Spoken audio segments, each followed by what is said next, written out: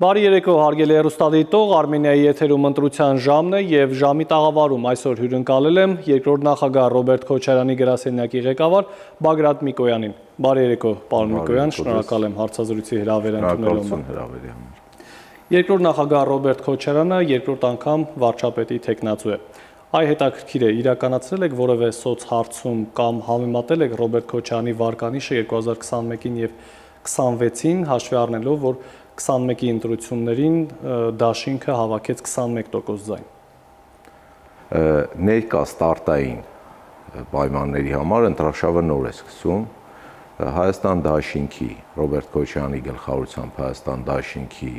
տվյալները շատ սոլիդ են։ Շատ է վերջին օրերին սկսել իշխանության նարատիվներով խոսվել ինչ-որ անցողիկ շեմը հաղթահարել չհաղթահարելու մասին։ Տեղեկացնեմ, որ անցողիկ շեմը շատ լավ զապասով հաղթահարած վիճակում ենք սկսում ընտրարշավը, իսկ ամբողջ ընտրարշավը հենց նրա համար է, որ քո ստարտային X քանակը դու կարողանաս առնվազն կրկնապատկես, 21 թվականին դրա օրինակ ունեցել ենք, եռապատկել, քառապատկվել են այդ տվյալները, այսինքն այս պահին կարող ենք ֆիքսել, որ անցողիկ շեմը սոլիդ մեծ զապասով հաղթահարած վիճակով Հայաստան դաշինքը նախագահ Քոչարյանի վարչապետության թեկնածությամբ մտնում է ընտրարշավի մեջ։ Նախագահի որպես վարչապետի թեկնածու առաջադրվելու հետ կապված, գիտեք, տարբեր քննարկումներ սկսեցին, նախագահի խոսքում հնչեցեց, որ պատասխանատվություն լինելու է այն ամենի համար, ինչ տեղի է ունեցել։ Իհարկե պատասխանատվություն լինելու է, բայց այդ պատասխանատվությունը հասարակ մարդկանց հետ դա կապ չունի։ Այսինքն քաղաքացին իր ընտրությունը կատարել է, ինքը խաբվելով արդեն այդ պատասխանատվությունը կրել է։ Բայց պատասխանատվություն քաղաքական ու ռազմական որոշումներ կայացնողների համար պարտադիր, իհարկե անշուշտ լինելու է, պատասխանատվությունը պետք է լինի տեսանելի, հասկանալի, ըմբռնելի եւ դրանից դասեր պետք է քաղվեն։ Սոցհարցումների հետ կապված մի հետաքրքիր բան է նկատում, իշխանությունները սկսեց անմիջապես, որտեղ հայտնվեցին լուրեր, որ իշխանությունները արել են հարցումներ, որտեղ իրանց վիճակը այս մեղմ ասած լավ չի, ու անմիջապես սկսեց խոսվել, որ փորձում են այդ սոցհարցումների վրա որևէ բաներ շտկել եւ այլ, եւ մի քանի օր հետո ունեցանք ինչ որ ձևով իրենց գործընկերների կողմից հրապարակած տվյալներ, որտեղ իշխանությունը բացարձակ առաջատար էր մնացած ամբողջ ընդդիմադիր թևից ու իրականությունը լրիվ հակառակն է այս պահին, մասնավորապես երկու ամենախոշոր ընդդիմադիր ուժերը մենք եւ ուժեղ Հայաստանը արդեն անցել են իշխանություններին իրենց տվյալներով, բայց մնացած երկու նաև ձևավորված առողջ ընդդիմադիր ուժեր կան, որոնք շատ սոլիդ վիճակում են ու ելի կրկնվեմ ընտրարշավը դեռ առջևում է, ի տարբերություն իշխանությունների, որոնք այլևս նույնիսկ անձեն աշկովերում որ չեն կարողանում ներգրավել ընտրող հավելյալ X քանակ ունեն, բոլոր 4 խոշոր ընդդիմադիր խաղացողներն էլ օր-օրի ավելացնում են իրենց ընտրազանգվածը։ Պարոն Միկոյան, բայց եթե համեմատելու ունենք 2021-ի ընտրությունների հետ, ձեր մատնանշած քաղաքական ուժերը 2021-ին չէին մասնակցում ընտրությունների։ Հիմա ձեր մատնանշած ուժերը, նաև ուժեղ Հայաստանը սոցհարցումներով բավական բարձր հորիզոնական է զբաղեցնում։ Այս պարագայում ինչպես եք պատկերացնում գործակցությունը եւ արդյոք խորհրդարան անցնելու պարագայում պատրաստ եք գործակցել այդ ուժերի հետ իշխանափոխության հասնելու համար։ Շատ լավ, սկսեմ առաջին հարցից, իսկապես 21 թվականին փաստացի խորհրդարան անցել է մենակ Ռոբերտ Քոչարյանի ընդդիմադիր ուժերից, փաստացի ոչ օրենքի ուժով, անցել է մենակ Ռոբերտ Քոչարյանի գլխավորած ընդդիմադիր դաշինքը եւ շատ լավ է, որ այս պարագայում, այս ընտրություններին այլևս ընդդիմադիր մեծ խոշոր բևեռ միայն մենք չենք, մի պարզ ու հասկանալի պատճառով, ընտրողների ներգրավվածության, ընտրողների մասնակցության առումով, որտեվ արդեն գետնի վրա 21 թվականից սկսած փորձը ապացուցել է, որ նույնիսկ թիմ մակարդակներում, որտեղ ընտրողների մասնակցությունը 50%-ից ավել է, իշխանությունը պարզապես չի կարողանում վերարտադրել։ Դա շատ լավ է, որ կան այլ ընդդիմադիր, իրապես ընդդիմադիր ուժեր, այս ընդդիմադիր ուժ ձևակերպում այնքան պարզ է հասկանալ։ Մի պարզ հարց։ Իրենք որևէ պարագայում Նիկոլ Փաշինյանին միանալու են, թե ոչ։ Եթե հարցի պատասխանը ոչ, ու իրապես ոչ։ Բոլորը հայտարարում են, որ ոչ։ Ես չի ասի, որ բոլորը հայտարարում են, որ ոչ, որովհետև կան ուժեր, որոնք հայտարարում են այո կամ չեն հայտարարում։ 3 օպցիա ունենք, այո։ Օրինակ ուժեղ Հայաստանը հայտարարում է, որ իրենք որևէ պարագայում Հայաստան դաշինքին ձայն չեն տա իշխանափոխության համար։ Նման քննարկումներ են գնում։ Արդյոք հակառակը Հայաստան դաշինքը, եթե չկարողանա սահմանադրական մեծամասնություն ապահովել խորհրդարանում, իր ձայները կտա ուժեղ Հայաստանին։ Մենք ու տարբեր ուժեր ենք, ունենք տարբեր մոտեցումներ, ոչ միայն ուժեղ Հայաստանի հետ, մնացած իրական ընդդիմադիր ուժերի հետ։ Հանուն դրա քաղաքականությունը կարելի է նստել եւ խոսել դրա մասին։ Բայց նախապես հայտարարել մենք այսինչ կտանք այն մի հատ ընտրողը պետքա X քանակի ձայն տա, որ դու կարողանաս այդ ձայները բոլորին ասա վերաբերում, չեմ ուզում ինչ-որ մեկի թիրախավորեմ։ Դու որպես ընտրության մասնակցող ուժ պետքա ընտրողից ստանաս ինչ-որ քանակի քվե, նոր կարողանաս ասել դու ինչ-որ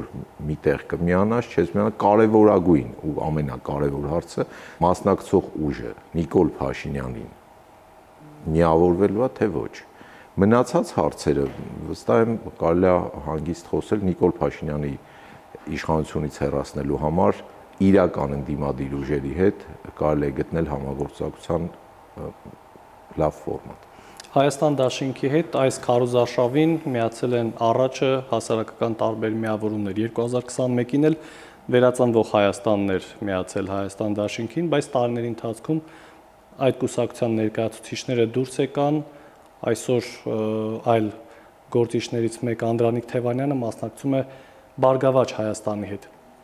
Այս անգամ ինչի շուրջ է եղել համախմբումը։ Երկիրը այս իրավիճակից, այս ամենօրյա վտանգի, ամենօրյա նվաստացման շարունակական, կողքի պետությունից պատվերով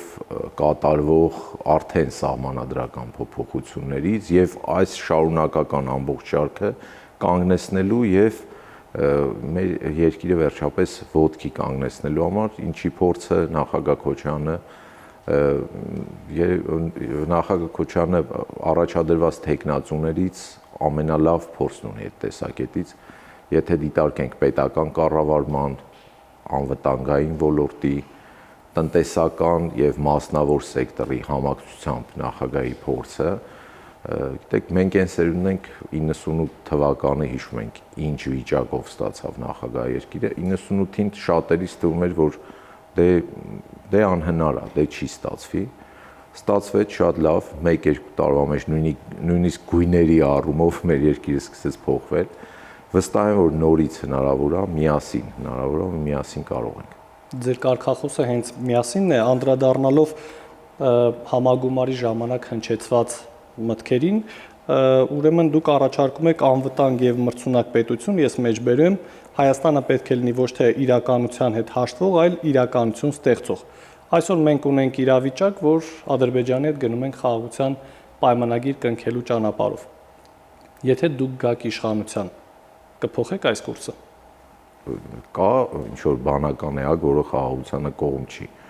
Բայց եթե այդ խաղաղությունը անընդհատ զիջումների, անընդհատ սպառնալիքի, անընդհատ ազգային նվաստացման եղանակով է, դա չի բանակցելու ձևը։ Կարելի է բանակցել, ունենալ ամուր խաղաղություն, ամուր անվտանգություն, նախագահն ինքը ասեց, որ ինքը ունի այդ անվտանգության բանաձևը։ Կայուն անվտանգության բանաձև ունի նախագահան, ինչը իր տարիներով, ես ինչ խոսեմ, պետք է, գիտեք, փորձի վրա հիմնված իր տարիների լիարժեք խաղաղությունը, այո, մենք ունեցել ենք սահմանային դեպքեր, բայց դա եղել են ամենից խաղաղ տարիները, պատերազմ ապրել ենք։ Հիմա էլ չեն կրակում։ Հիմա, գիտեք, նույն քաղաքական ուժի իշխող ուժը 20 թվականի պատերազմից առաջ էր ասում, հիմա էլ չեն կրակում։ 18-ին էլ էր ասում, հիմա էլ չեն կրակում։ Հետո 21-ին սկսեցին ասել, հիմա էլ չեն կրակում։ Այսինքն կայուն խաղաղությունը դա այս պահին ֆիքսված հիմա էլ չեն կրակում եզրույթը չի։ Հա, հենց հիմա չեն կրակում։ Այսօր ունենք նաև Թրամփի ուղի ծրագիրը, որը նաև մյուս կողմից կարծես հակասում է Իրանի շահերին։ Եթե գաք իշխանության, այս ծրագրի շուրջ ո՞րն է լինելու ձեր քայլը հետագա։ Թրիփի հետ կապված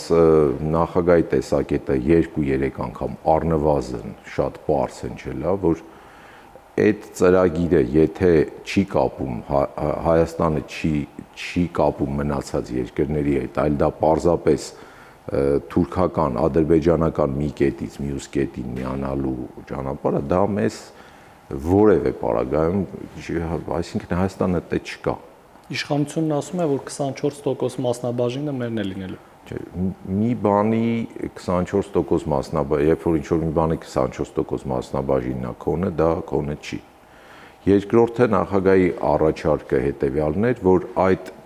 ճանապարհը ավելի ընդլայնվի, այսինքն այդ թրիփը Նախիջևանից գա Հայաստանի տարածքով միանա Թուրքիային, ոչ թե Թուրքիան հենց հիմա ճանապարհի շինարարությունն է սկսել, որ այդ թրիփի այդ հատվածը արդեն շրջանցի Հայաստանը։ Եվ նաև ունենանք երկաթուղային կապ նույն Նախիջևանով դեպի Իրան։ Այսինքն այդ պարագայում թրիփը ընդլայնվում է, թրիփի դեմ բան չի խոսվել նախագահի կողմից, հակառակը նախագահան առաջարկեց թրիփի այդ դրա ընդլայնելու մոդել, ինչը միայն մեր շահերից է բխում, ոչ թե ինչ-որ կներեք միջանցք կամ չգիտեմ, միջանցք բառը ընդհանրապես նույնիսկ բնակարանի մեջ ամենավատ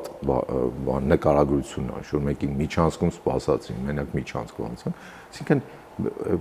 ու առավել եւս այդտեղ ինչ որ 24% էլի։ Քանի որ երկաթգծերի մասին նաև նշեցիք, պարոն Միկոյան, այսօր Հայաստանը քննարկում է նաև Հայաստանի տարածքում գտնվող երկաթգծերը Հայաստանի եւ Ռուսաստանի համար ընդունելի բարեկամ որևէ երկրի հանձնելու կառավարման հանձնելու տարբերակը։ Ձեր դիրքորոշումը։ Դեք երկաթգծի մեծ մասնագետ չեմ, բայց գիտեմ, որ աշխարհի ամենամեծ երկաթգծային ցանցը կառավարում է այն հիմնարկի կողմից, որը հիմա Հայաստանի երկաթգծային ցանցի կառավարիչն է։ Այլ տարածաշրջանում այլ պետություն, որը նման կարողություններ կունենա, ես չգիտեմ, ճիշտ ասած, իշխանությունը բայց ասում է ներդրումներ չեն անում այստեղ։ Գիտեք, ներդրումներ, եթե չանեին, իշխանությունները գոնե փաստերով կխոսեին, այսինքն ներդրումներ չեն անում, իրանք պետք է փաստերով խոսեն ու իրենց ռուս գործընկերների հետ ներկայացնեն գուցե, բայց տեսանելի է այդ ներդրումները, իսկ կառավարման առումով ընդհանրապես որևէ, եթե մի փոքր պետության մեջ որևէ բան կառավարման է հանձնվում է համաշխարհային մեծ ներուժ, մեծ փորձ ունեցող ձևն է այդպես, նոր բան պետք չի հնարել։ Այսօր Հայաստանը Ադրբեջանի հետ նաև առևտրատնտեսական հարաբերություններ է կարծես կառուցում, Ադրբեջանից է որոշակի ապրանքներ ներմուծվում, նավթամթերքի տեսքով, նաև Ադրբեջանի տարածքն է օգտագործվում դեպի Հայաստան տարբեր տեսակի բեռներ տեղափոխելու համար։ Այ հետաքրքիր է ձեր նախընտրական ծրագրում։ Կա Ադրբեջանի հետ տնտեսական գործակցության որևէ հնարավորություն։ Եթե կա Ադրբեջանի հետ խաղաղության չբացառման կետ, որի մասին նախագահան խոսեց, որ այո, մենք կողմ ենք այդ խաղաղությունը։ Խաղաղությունը ենթադրում է իր ֆիքսելուց, ամուր երաշխիքներ ունելուց հետո, գիտեք, մի ֆրազա հնչում, որ անվտանգ խաղաղությունը դա հենց անվտանգությունն է։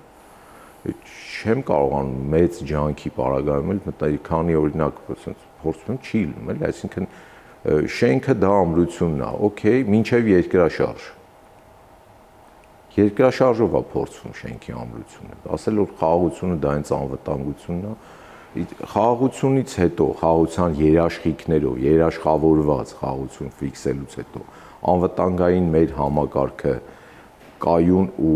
ամուր սարքելուց հետո, հարևանների հետ երբևէ ինչ-որ մեկը առևտրին դեմ հանդես եկել է, բայց դա պետք է լինի ոչ ազգային նվաստացման ճանապարհով։ Բայց մյուս կողմից մենք տեսնում ենք, որ Բաքուն պահանջում է փոխել Հայաստանի սահմանադրությունը, իդեպ նաև սահմանադրական բարեփոխումների խորհուրդն է հայտարարություն տարածել, նաև վարչապետը հաստատեց, որ կողմ է, որ մայր օրենքից հանվի անկախության հռչակագրին հղումը։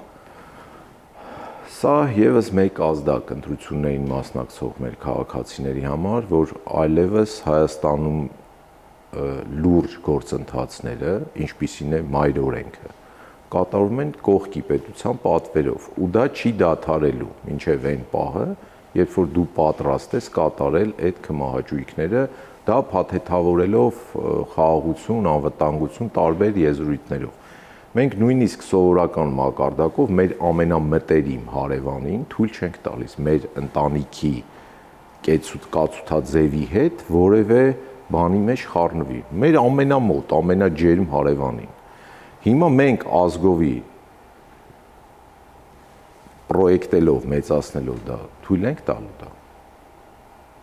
Ու արդեն անթակույց է, գիտեք, Ալիևը ասում է, տնային առաջադրանք ունեն, պետք է անեն։ Հիմա այսօր հայտարարեցին, որ մինչև ընտրություններ արդեն փաթեթը ներկայացնելու են։ Մի տեսակ շատ գերազանցիկ աշակերտի տպավորությունը տնային առաջադրանքները օր առաջ կատարելու, ինչը իսկապես ազգային մեծ հարված է մեր համար։ Քանի որ խոսեցիք պարոն Միկոյան արտաքին ճնշումների մասին, ձեր վերջին հարցազրույցներից մեկում դուք նշում եք, որ ներկայ իշխանությունները Հայաստանը դարձրել են աշխարհաքաղաքական մեջբերեմ ձեր խոսքը ռազմորկաների վայր։ Այսօր Միացյալ Նահանգները, Իսրայել, Իրան պատերազմ են տանում, բայց մեր տարածաշրջանում Հարավ-Կովկասում կարծես միայն մենք ենք անվնաս մնացել այս ամենից վատ է։ Գիտեք, այս պահին մենք նորից վերադառնում ենք նա, որ այս պահին եթե չեն գրակում, շատ լավ է։ Անվտանգությունը ու երաշխավորված անվտանգությունը ենթադրում է, որ շատ երկար չեն գրակելու։ Որևէ պատերազմից առաջ միշտ չեն գրակել։ Որևէ մեծ խառնաշփոթից առաջ միշտ չեն գրակել, բայց այն, որ մենք հայտնվել ենք տարբեր, օրինակ այսօր Հայաստան-Իրան հարաբերությունները անզեն աչքով այրեն, որ լավ չի։ Հայաստան-Ռուսաստան հարաբերությունները անզեն աչքով երևում է ինչ վիճակում է։ Հայաստան-Ադրբեջան հարաբերությունները վասալի ու ենթակայի հարաբերություններ են վերածվել, վերադառնանք այդ անընդհատ հնչող պատվերներին ու կատարվող նույնը Թուրքիայի։ Այս վիճակում ռազմորկայի կետ։ Իսկ ինչ անել Ռուսաստանի հետ հարաբերություններում հաշվի առնելով ներկա ոչ այնքան բարեկամական վիճակը։ Բոլորի հետ հարաբերություններում, այդ թվում նաև Ռուսաստանի առավել ևս պետք է լինել պարզ, հստակ ու շիտակ, առանց որևէ ինչ-որ տարբեր խուճուճ բաների։ Եվ մի սիմվոլիկայի մասին եմ ուզում խոսենք, պարոն Միկոյան, եւ սրանով եզրափակենք մեր հարցազրույցը։ Համագումարի ժամանակ որպես ֆոն ընտրված էր Արարատ լեռը։ Ձեր գործընկերները հայտարարում էին իրենց խոսքում, որ Արցախի ազատագրման մասին։ Հարցս այն մասին չէ, թե արդյոք որքանով է սա հնարավոր։ Ես հարցնում եմ, սա վտանգավոր հայտարարություններ չեն, հաշվի առնելով, որ Հայաստանը ճանաչել է Ադրբեջանի տարածքային ամբողջականությունը, Արցախը ներառել։ Նախագահի մակարդակով ու ծրագրում էլ կա, կլինի ու կա ու անդադ խոսվել է Արցախի ժողովրդի վերադարձի իրավունքի մասին։ Այդ ժողովրդի իրավունք ունի վերադառնալու։ Դա միջազգային իրավունքի նորմա, իսկ Արարատը, գիտեք, երբ որ հասնենք այնտեղ, երբ որ Արարատի ֆոն ունենալուց, Արարատին մեջքը թիկունքը դեմ անելուց սկսենք վատը զգալ, ուրեմն դա արդեն վերջի կետն է։ Իսկ նույն սահմանադրությամբ արդեն կամած, այսինքն բոլորը հասկանում են, հաջորդ պահանջը վերաբերելու է Արարատին, հետո գուցե երեխաների անուններին վերաբերի ու դեռ շարունակ։ Այսինքն շատ հպարտ են, որ մենք Արարատի ֆոնն ենք սկսել մեր նախընտրական ծրագիրը։ Արցախի ժողովուրդը իհարկե վերադարձի իրավունք ունի, այդ իրավունքը հետապնդելը ամենևին պատերազմի կամ պատերազմ սանձազերծելու մասին չի խոսում։ Մեր ընտրողը հունիսի 7-ին պետք է ընտրություն կատարի փորձանքի, փորձարկման ու փորձառության միջև։ Երեք բառերի արմատներն էլ նույնն են։ Վերջի երկուսը դրական նոտա ունեն։ Մարդիկ իրենք պետք է որոշեն, ընտրում են նորից փորձանք, ընտրում են փորձարկում, թե ընտրում են փորձառություն։ Սովորական կյանքում էլ ընտրություն կատարելուց միշտ այդ երեքի շրջանակներում ենք կատարում։ Ինձ թվում է մեր երկիրը այսօր այն վիճակում չի, որ ինչ-որ էքսպերիմենտներ անենք։ Շնորհակալություն։ Շնորհակալություն ձեզ։ Հարգելի հեռուստադիտող, ես հիշեցնեմ, որ զրուցում էի երկրորդ նախագահ Ռոբերտ Քոչարյանի գրասենյակի ղեկավար Բագրատ Միկոյանի հետ, կհանդիպենք վաղը, ցտեսություն։